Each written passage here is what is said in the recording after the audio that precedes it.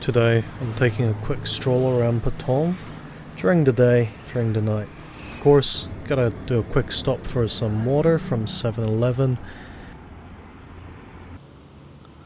I'm at a temple right now, right outside Patong. It's weird. This temple sits right next to the main road leading into Patong, which is the same with this place I'm staying in. Last night it was so noisy, it was actually kind of hard to sleep. Even though this is as close proximity to the main road as my hostel was, it feels quieter in the temple.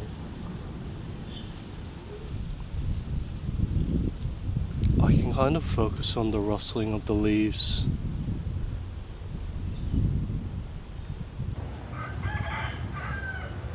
And that chicken. And this new friend I made who helped me walk up these steps. And it's such an odd feeling because it's like a little sanctuary located inside Patong, which isn't exactly known for its quietness. At least it's a nice, peaceful start to the day.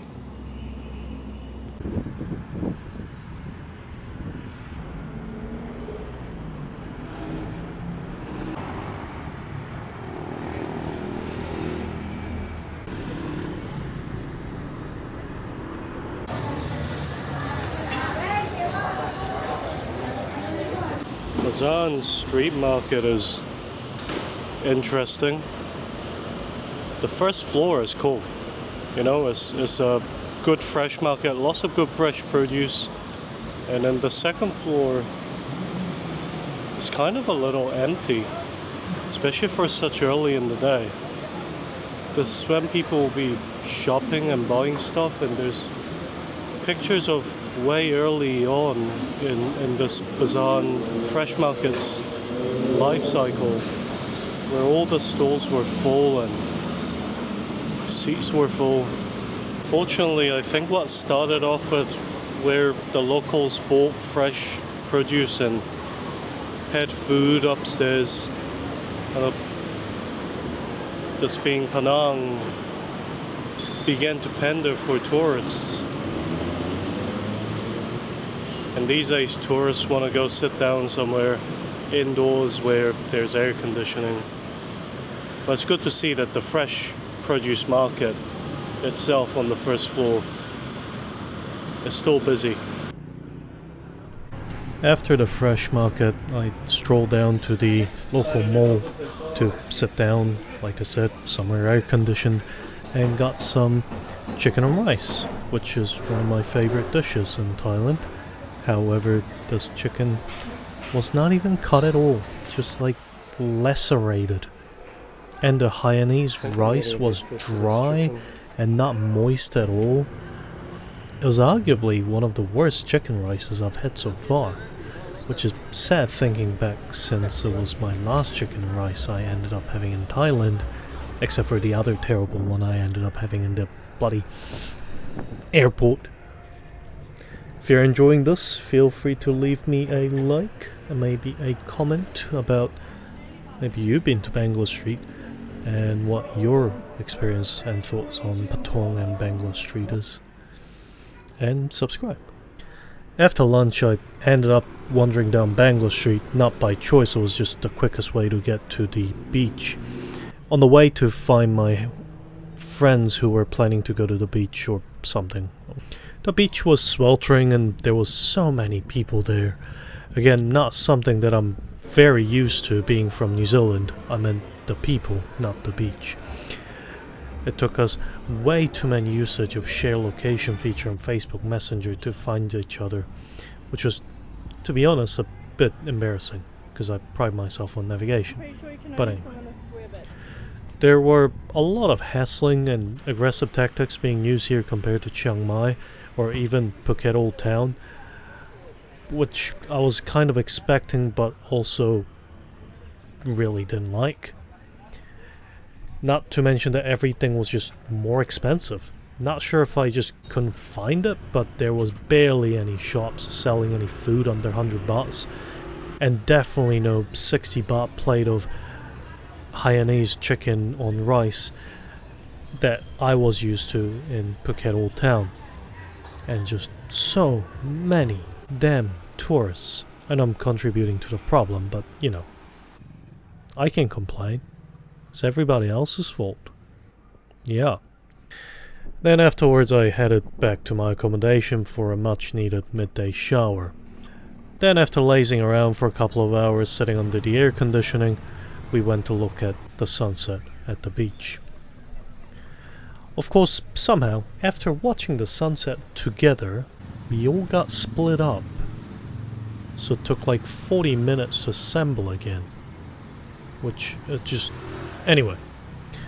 Before Bangla Road, we ended up at a few other places like the Fresh Market and the nearby mall that the road sits next to. I got some Dairy Queen for the first time in my life, which was a hell of a treat because we don't have one in New Zealand. And I can see what all the fuss is about in the pop media.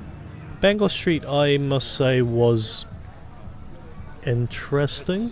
I'm putting a question mark at the end of that sentence. I must say, I was expecting worse harassment from the vendors. The whole street gave me more questions than answers. If you don't know what Bangla Street is, this is the street of sin. This is modern day Gomorrah and Sodom. I think it goes the other way around. It's where tourists go to look at naked girls because they can't get girls naked by themselves, or go watch a woman shoot ping pong balls out of her hua, which we did not partake. It took we wandered down the street for about 20 minutes and I definitely had a hell of a headache from all the flashing lights and the loud noises, and I just couldn't stay. No way in hell would I go and sit down on any of these syphilis-riddled seats.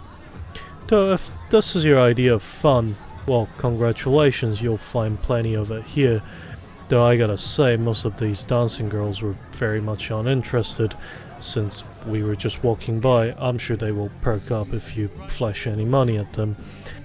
This is not the kind of tourism I want to support anyway, so I had my fill of curiosity and I was pretty happy to be heck out of there.